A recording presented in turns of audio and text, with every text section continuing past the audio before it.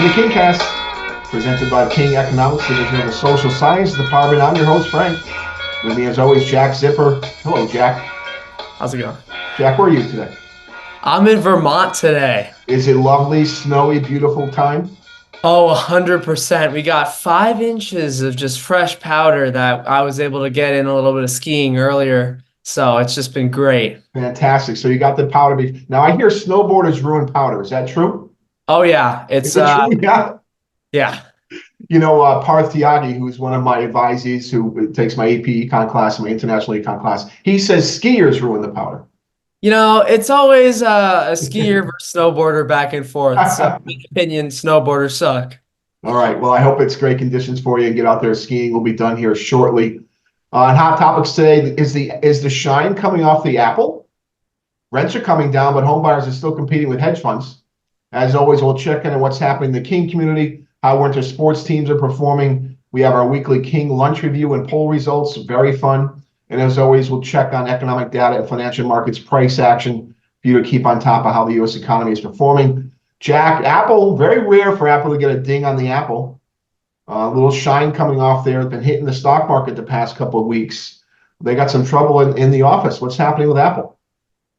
Yes, Mr. Roche. In the stock market on Friday, Apple shares slid as the New York Times reported that the Justice Department is preparing an antitrust lawsuit against the company. Apple, which became the first $3 trillion corporation in July, is facing its biggest antitrust risk in years, with the company facing the possibility of the lawsuit being filed as early as this year.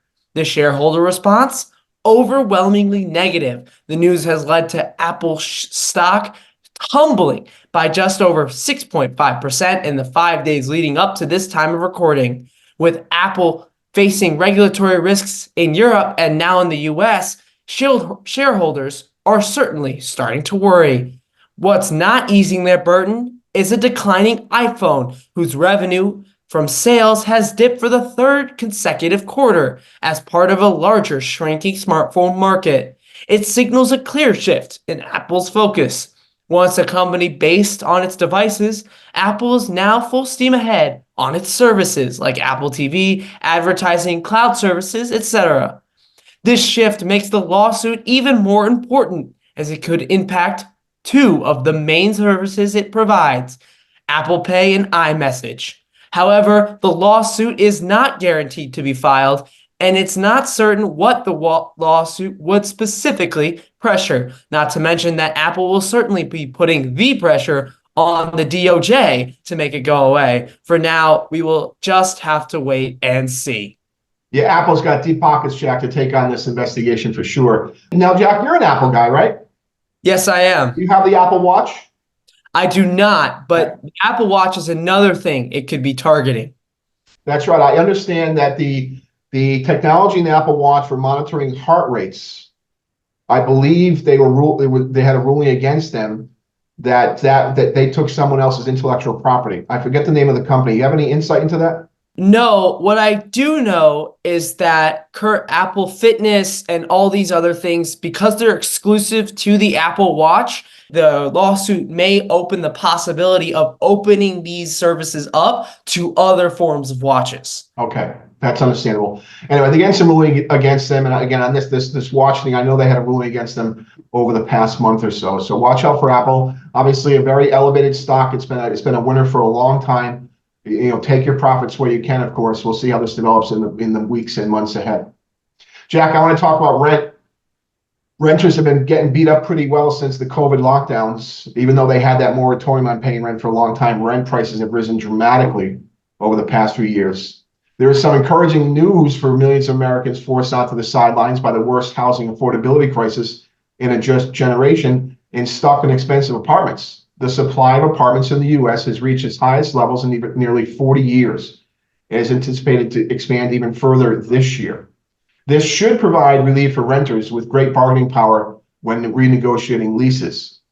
U.S. apartment supply in 2023 surged to its highest level since 1987, with more than 439,000 units being completed. Even more will be completed in 2024. This gives renters, many priced out as buyers given record high housing prices, more options. Rent growth is stalled. Rents fell in 2023 on the back of increased supply, and we see that even here in Stamford, Connecticut. High rent prices from 2021 through 2022 spurred lots of rental construction. Starts chasing after high rents, entice investors. Jack, we know this from economics. High prices entice people to enter markets, and that's certainly what happened in the rental market. But supply and demand forces never stop, Jack, and more supply means lower prices, so good for renters. Rents are falling, and borrowing rates for builders are rising, posing a challenge for investors. One of the driving forces for high home prices for buyers and more rental supply is the World Economic Forum's push for financial services firms to buy up homes under the heading, "You will own nothing." An example is provided by dailymail.com describing how Invitation Homes out of Dallas just took possession of 264 homes in Las Vegas for $98 million. This was part of a portfolio swap deal with Starwood Capital Equity Fund involving 1,900 single-family homes. Invitation Homes now owns approximately 3,500 homes in Clark County, Nevada. Nevada is suffering a housing shortage. People want to buy a home, can't find one. Plus, when they do, they have to compete with deep-pocketed hedge funds who want the homes for rentals and can outbid individuals. Again, connected to Klaus Schwab and the World Economic Forum's decision about how the masses will live in the future. Housing is a commodity. This is bad, and we got to try and reverse this trend. Jack, you'll be dealing with that in some years ahead. I hope home prices come down between now and then for your generation. Otherwise, it'll be quite a challenge. Incomes are not keeping up with home prices. All right, Jack, those are our hot topics today. Let's shake in always our wonderful King community. Griffin's not here with us today to do King things, so I'll take his place. King Cares and Jack and Jill of America joined together for a food drive to benefit Person to Person and the Boys and Girls Clubs of Stamford, Yearwood Center.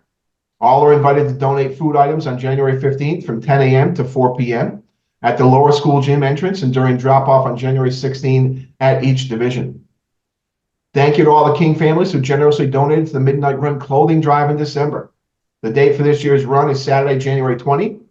Parent volunteers only for the run, but we will also need students and parents to help organize clothing and toiletries on Thursday, January 18th and Friday, January 19th. Save the date for the PA Speaker Series featuring New York Times bestselling author Devorah Heitner. Parents with children of all ages are invited to learn how to help tweens and teens navigate boundaries, identify privacy and reputation in their digital world. Heitner will also speak with middle and upper school students during the school day. Digital wellness, very important for the young people today. Get off those devices. On Thursday last week, King College age alumni reconnected with former teachers and classmates in the upper school mezzanine after classes at King concluded for the day. Over the course of the event, more than 30 alumni enjoyed hot chocolate and cookies while reminiscing and catching up on their busy lives. Fortunately, I got to see some of the alumni. That's a great turnout, by the way. We had a really good turnout this year, and always fun to see the students coming back from college. I think most of them are majoring in economics, Jack. It's all my fault, of course. I take full responsibility. Launching into the new year, King Athletics is officially partnering with Evolution Physical Therapy and Fitness. A team of Evolution coaches will be present daily after school, helping the Vikings achieve optimal physical results while reducing the risk of injury.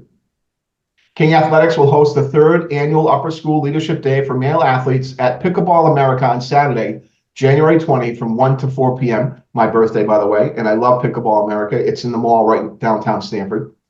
This is a required program for all upper school winter and spring athletes and captains from all seasons. Athletes who play sports in the fall are strongly encouraged to attend. More information will follow in the new year. All right, lots of good stuff for King community. Jack, what's happening in sports? Unfortunately, it was a quiet week for King varsity athletics with the winter break limiting the number of games played, but nonetheless, our Viking athletes showed up. King varsity girls basketball opened their new year with a 45-42 down to the wire overtime win over Capital Prep on Thursday. Captain Lena Wyatt led the way with 20 points, and it was Abby Cuffle getting the huge and one bucket in the final minute to secure the win. Boys varsity hockey took on Hamden Hall, losing in a tight battle 4-3, and boys varsity basketball took on GCDS in a much-anticipated rivalry game with the King student section coming out in full force to support their fellow Vikings. Despite the best efforts, including stellar performances from Naz Pettigrew and AJ Tromboli, the Vikings fell short 47-70. Yeah, that was Friday, right, Jack? Yes. Yes, I saw a lot of kids hanging out on campus. I think it was a 4:30 game. So really nice to see the students hanging out on a Friday when they could go home to support their team. So good work there. I know the hockey game against Hamden Hall, we were expecting a win there. Didn't turn out that way, but they're optimistic. I think they meet them next week. They're optimistic they'll beat them the next time. All right, Jack, I love this little segment we have going this year. It's our lunch reviews. Junior at Flick is enjoying it well. Apparently some good feedback for him. So shout out to our Flick crew, Junior, Eduardo, and the rest of the team. They do an amazing job for us every day, always friendly, really nice to us. They feed us every day, so we couldn't be more appreciative. Note, we have new waste containers in the cafeteria. Be sure to follow the signs for discarding food and waste. This will really help Junior in his life on a daily basis. All right, Jack, on Monday, no school. On Tuesday, we had no school. Wednesday, we had pizza, vegetable minestrone soup. Jack, I did not have the pizza. Neither did I. Can't really rate it. We've had this discussion. We've done pizza a few times now. It's not for me. I'm a snob. I admit it. What do we have on Thursday, Jack? So we had pork loin, beef, vegetable soup. I had the pork, nice gravy.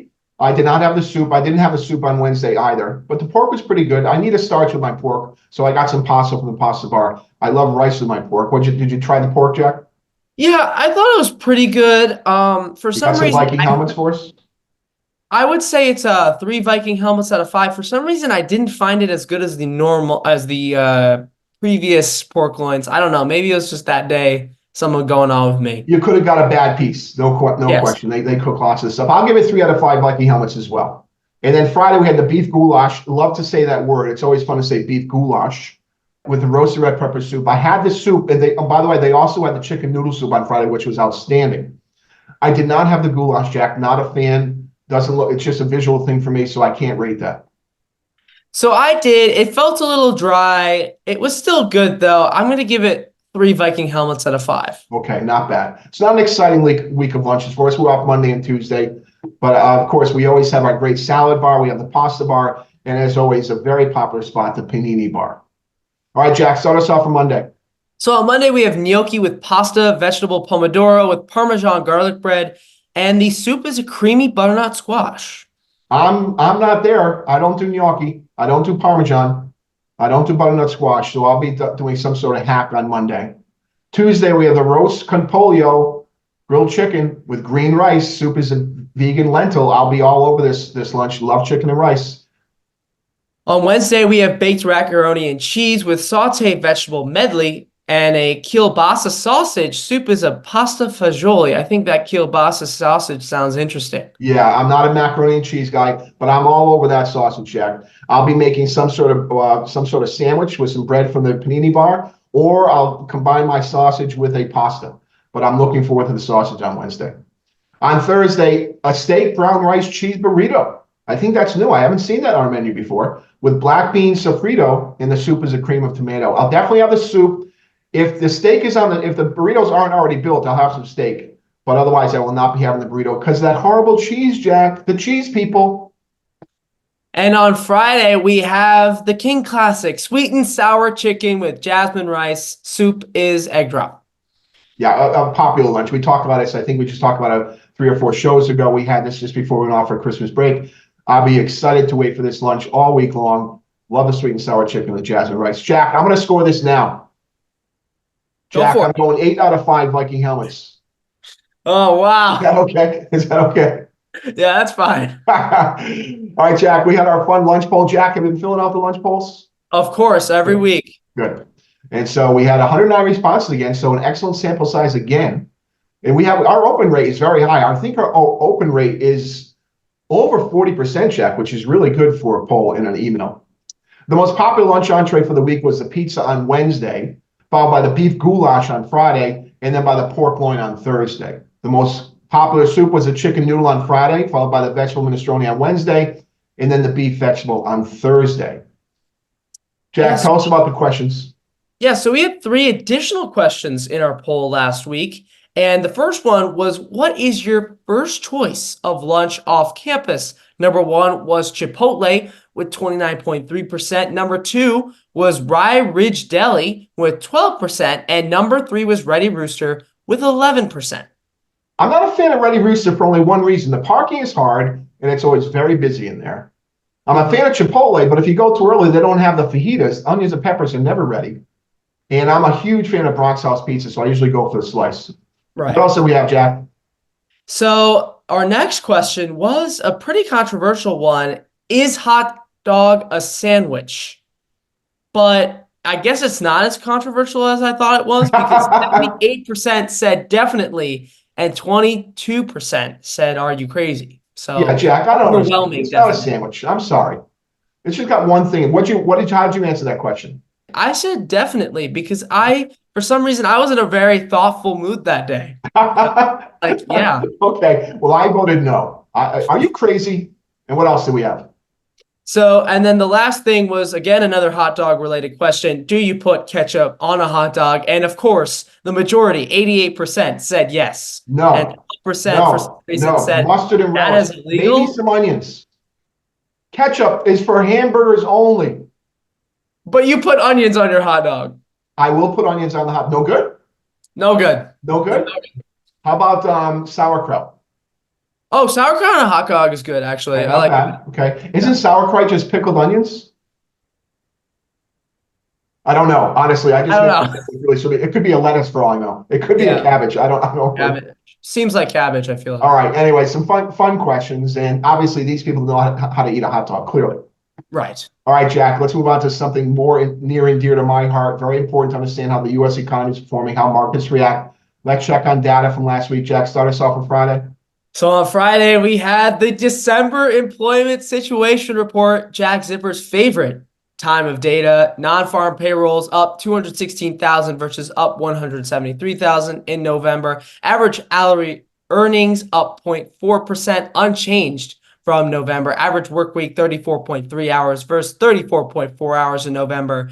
The U3 unemployment rate 3.7% versus 3.7% in November. The U6 unemployment rate 7.1% versus 7% in November. The November factory orders up 2.6% versus down 3.4% in October. And the December ISM non-manufacturing index 50.6 versus 52.7 in November. On All right, Thursday, Jack, hold on one sec. Obviously, the most important data point of the week, the employment situation report, always each month. Some Fugazi data, though. Something's not right here. What I did a little dig into the numbers over the weekend, Jack, and I'll publish some more stuff tomorrow in the weekly market report. Full-time jobs are basically not growing.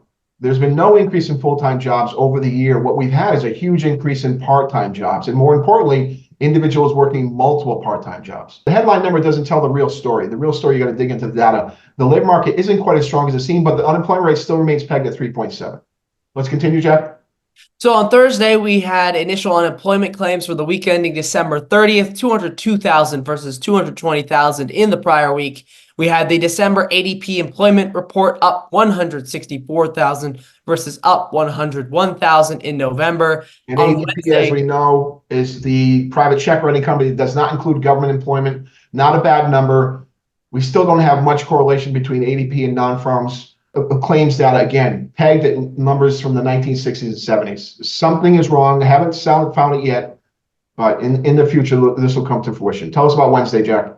So on Wednesday, we had MBA mortgage applications for the week ending December 30th, down 10.7% versus up to 1.5% in the prior week. And we had the December ISM manufacturing index 47.4 versus 46.7 in November. On Tuesday, we had November construction spending up 0.4% versus up 1.2% in October. And on Monday, we had no data. Good data on construction spending. Remember, the President Biden has pumped a lot of money into the economy over the past couple of years. Much of that money is infrastructure stuff, so not surprising seeing good data on construction spending. Good news, a very volatile series, obviously.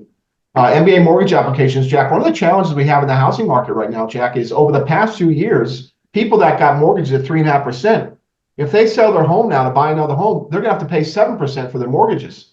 So they're locked in. They're staying pat. You know what? I have this great rate. I have this very easy mortgage payment. Why complicate it? So we have a housing supply challenge just in the back of people not wanting to sell because they got the historic low interest rate for their mortgage. Congratulations to them, by the way.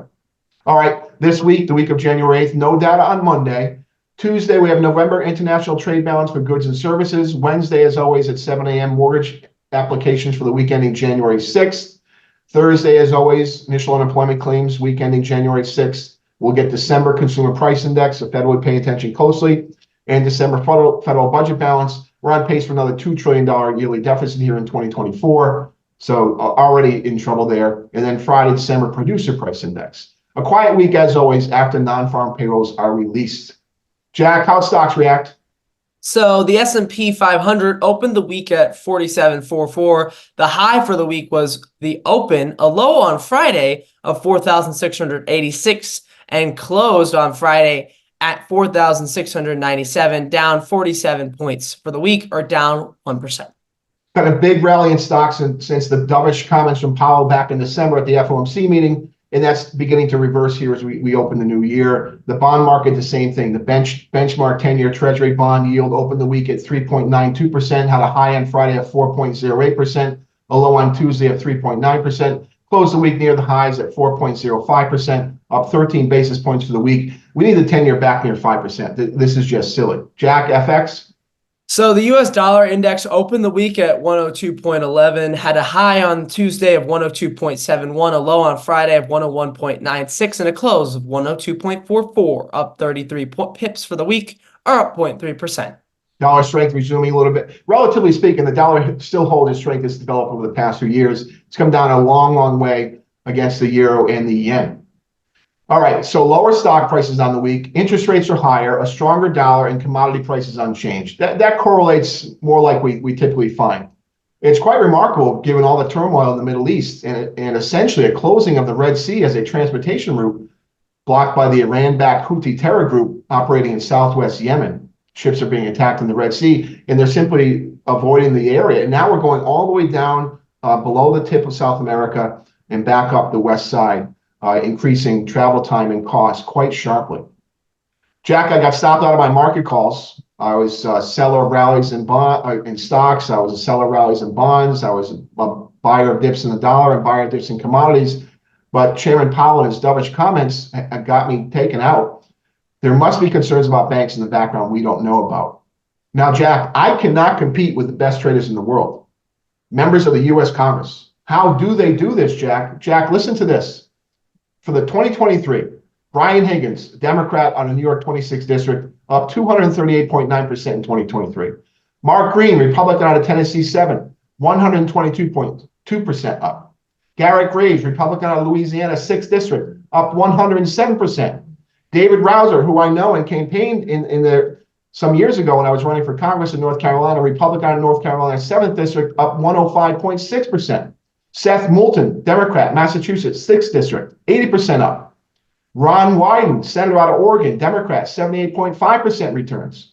John Rutherford, Republican out of Florida's 4th District, up 69.1%. Richard Blumenthal, our own senator right here in Connecticut, up 68.1%.